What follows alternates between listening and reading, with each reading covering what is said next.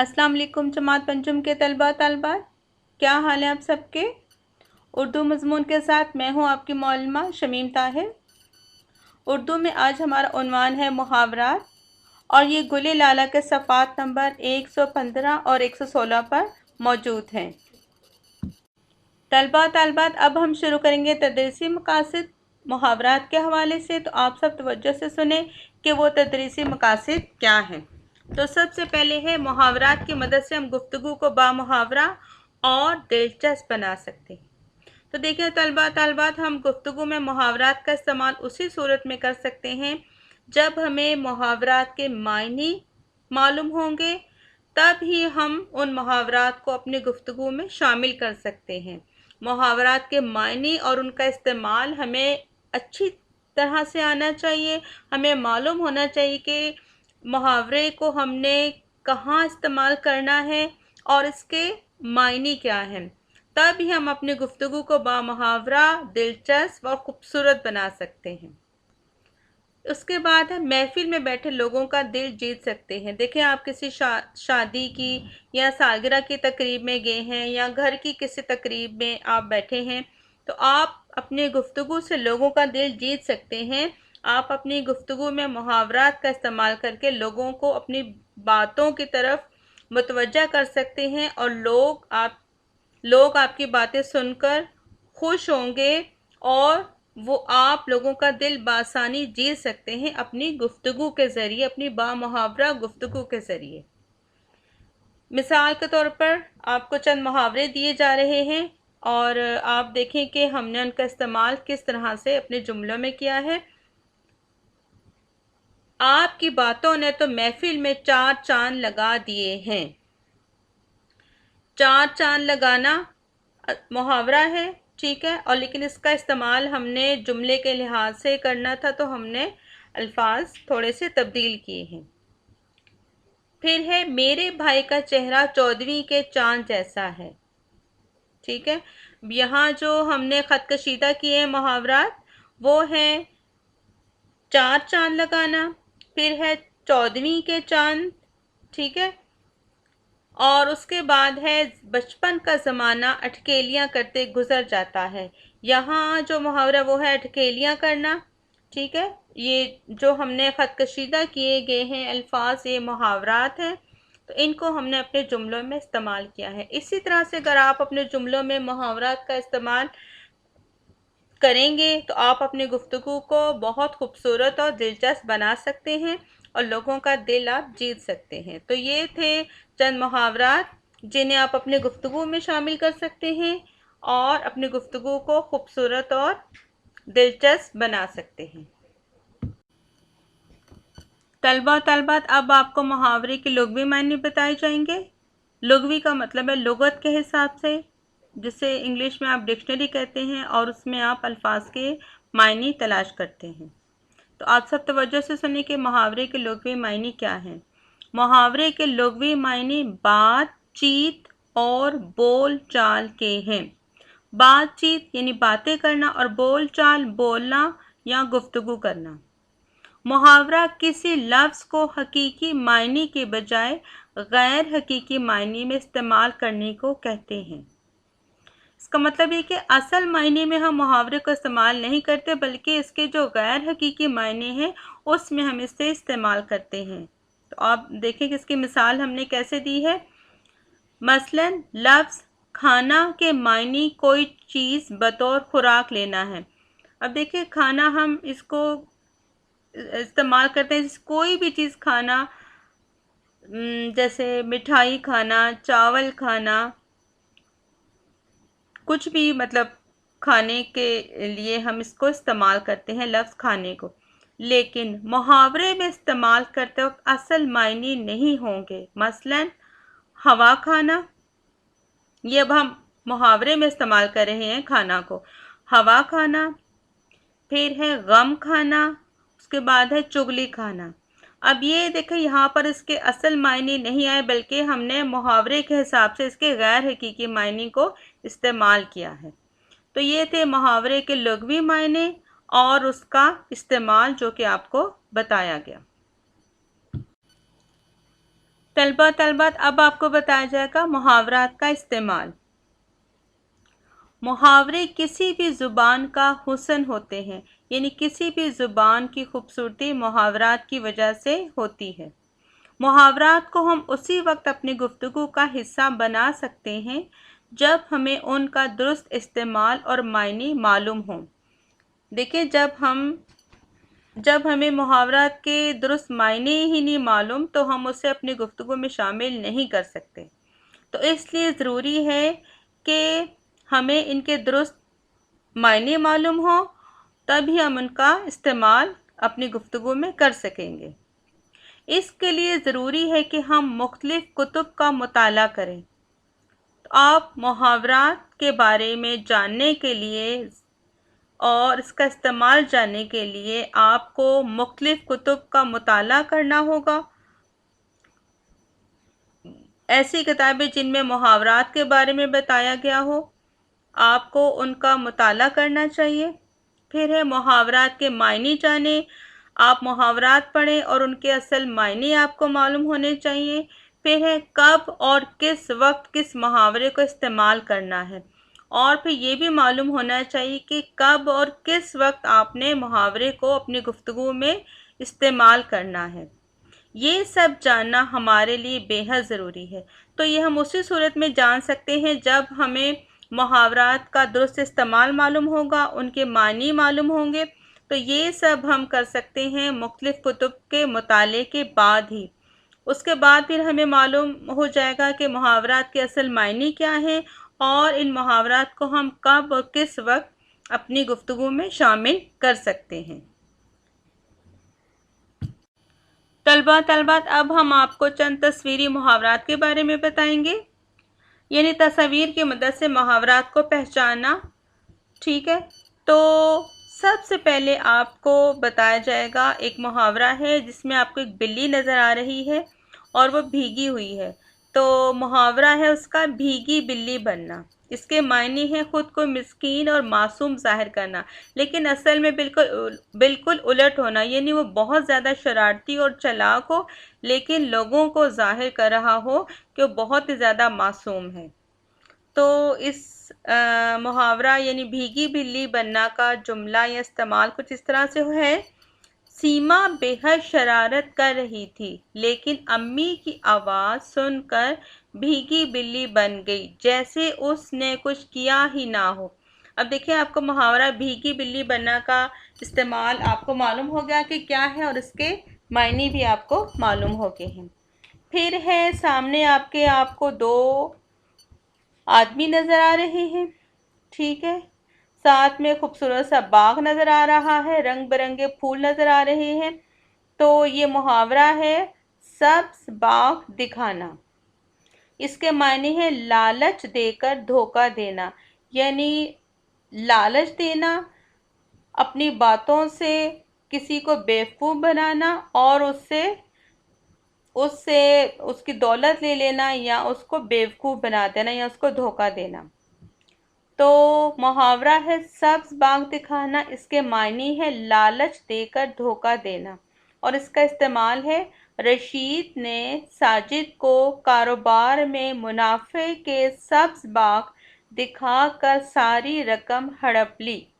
अब देखें इस मुहावरे का कैसे इस्तेमाल किया गया है कि रशीद ने साजिद को कारोबार में मुनाफे का लालच दिया, यानी सब्ज़ बाग दिखाया, और उसकी सारी रकम हड़प ली, यानी उसकी सारी रकम उससे ले ली, उसे सब्ज़ बाग दिखाकर।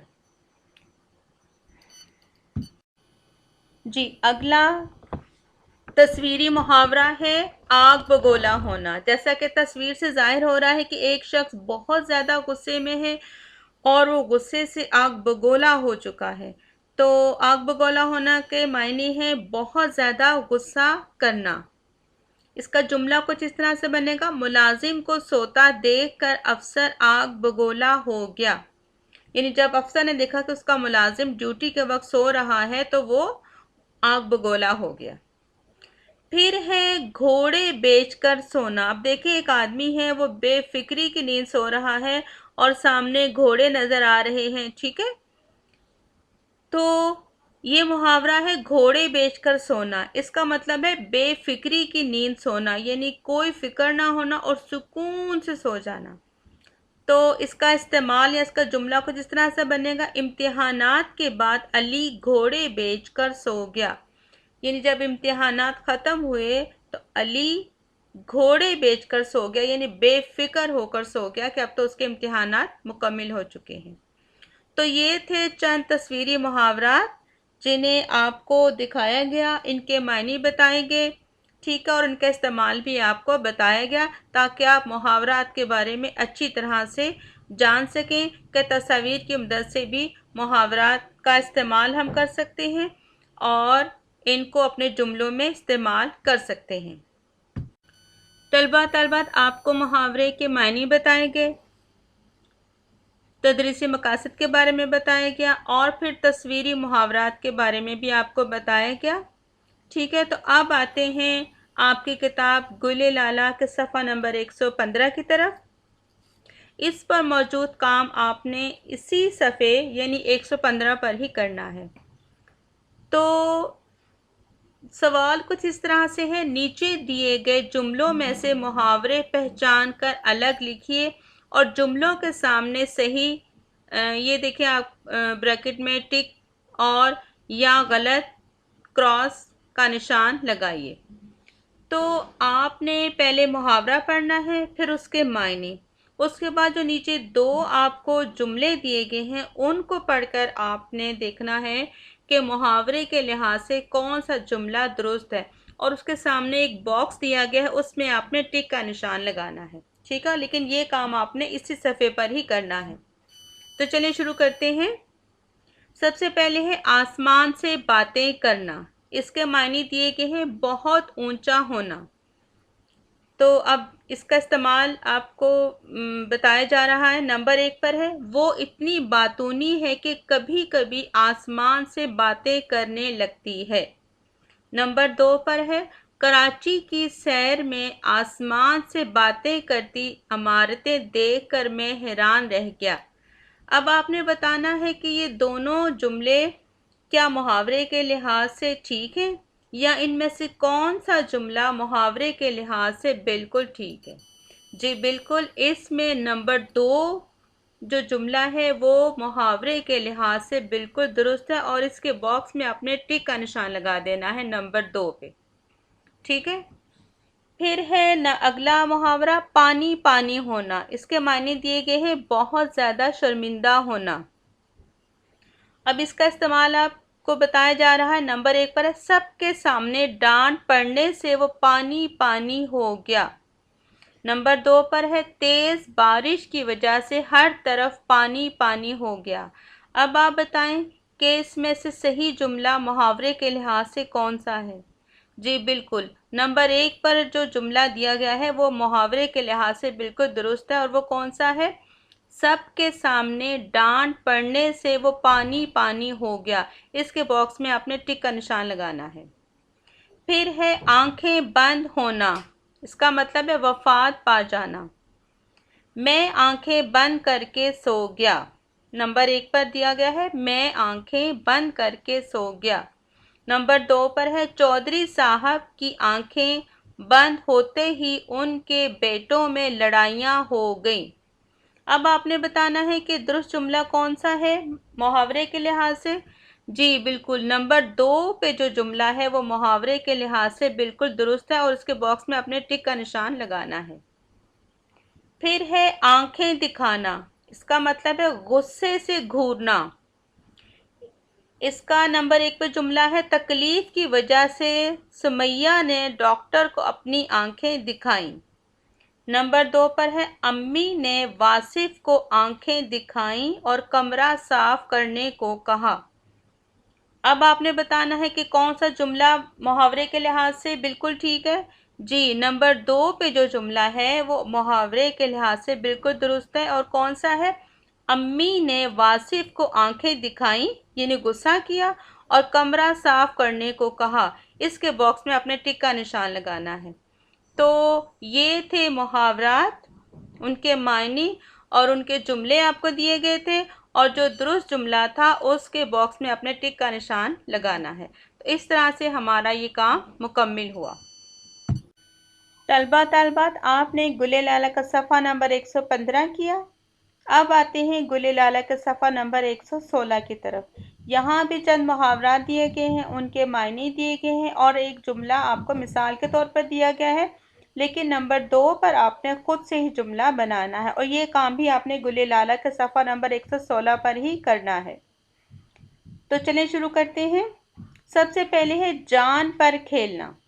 इसके मायने दिए गए हैं जान की परवाह ना करना। तो यहाँ इसका इस्तेमाल कुछ इस तरह से दिया गया है, फायरमैन ने अपनी जान पर खेल कर आग बुझाई। तो आप इसका जुमला नंबर 2 पर इस तरह से भी लिख सकते हैं कि बहादुर लड़के ने जान पर खेल कर अपने दोस्त की जान बचाई। फिर है नंबर 2 पर अपने मुंह मियाँ मिट्ठू बनना। इसके मायने दिए गए अपनी तारीफ खुद करना। यहाँ इसका इस्तेमाल कुछ इस तरह से दिया गया है, अपने मुंह मियाँ मिट्ठू बनने से फ़ायदा, हम तो जब माने जब उस्तानी तुम्हारी तारीफ करें। तो अपने मुंह मियाँ मिट्ठू बनने का एक और जुमला आप इस तरह से बना सकते हैं कि बेवकूफ़ लोग ही अपने मुंह मियाँ मिट्ठू बनते हैं। दोबारा से बताती हूँ आपको इसका जुमला, बेवकूफ़ लोग ही अपने मुंह मियाँ मिट्ठू बनते हैं। उसके बाद है बातों में आना। इसके मायने दिए गए हैं धोखा खा जाना और इसका इस्तेमाल आपको इस तरह से बताया गया है, ये आपके सामने है। फरीदा दुकानदार की बातों में आकर ख़राब कपड़ा खरीद लाई।